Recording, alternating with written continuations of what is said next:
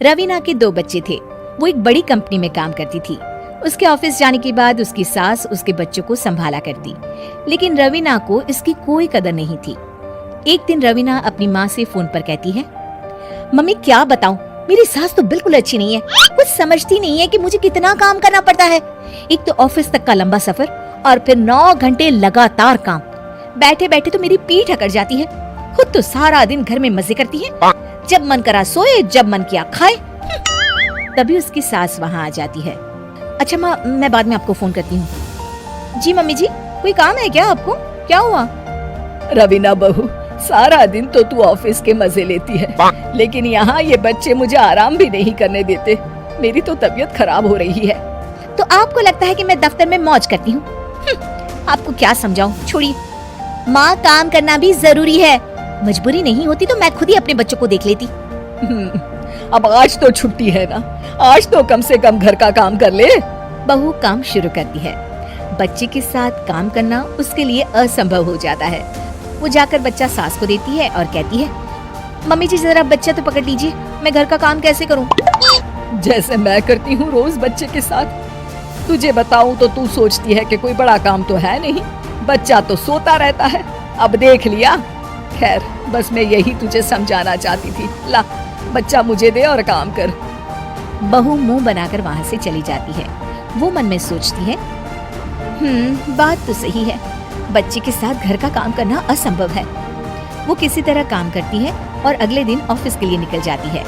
Office में उसकी सहेली उससे कहती है, यार तू तो बड़ी लकी है, तुझे तेरी सास खाना बना कर देती है, बच्चे भी देखती है और तुझे किसी बात की चिंता भी नहीं होने देती।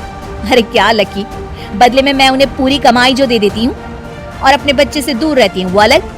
हर किसी को ना दूसरे की प्लेट में ज्यादा घी दिखता है। जा अपना काम कर। अरे फिर भी ये तो है, यहाँ हमारे बच्चे को मैं क्रश में छोड़ती हूँ, हर पल डर लगा रहता है कि क्या कर रहा होगा। खैर चल, मुझे क्या। बहू घर आती है तो देखती है कि उसकी सास उसके बच्चे को बड़े ही प्यार से खिला रही होती है। वो माँ को देखकर खुश हो जाता है। बहू मन में सोचती है कि बात तो सही है, सासू माँ सारा दिन काम करती है, मैं ऑफिस से आकर भी काम नहीं करती हूँ। वो सास के पास जाती है और कहती है, माँ जी थक गई आप? और क्या, सारा दिन चक्कर घीनी की तरह पूरे घर में घूमती रहती हूँ और अब उम्र भी नहीं रही। लेकिन चल तू बता, क्या हुआ, कुछ काम है क्या? बहू कुछ नहीं कहती, मुस्कुराकर वहाँ से चली जाती है। लेकिन अगले दिन सुबह सुबह बहू सास से पहले उठकर उन्हें चाय देती है। अरे आज सूरज कहाँ से उगा है, तू पहले उठ गई? चल अच्छा किया, मरने से पहले तेरे हाथ की चाय तो पी ली। चलो अब चलकर किचन में लगूं।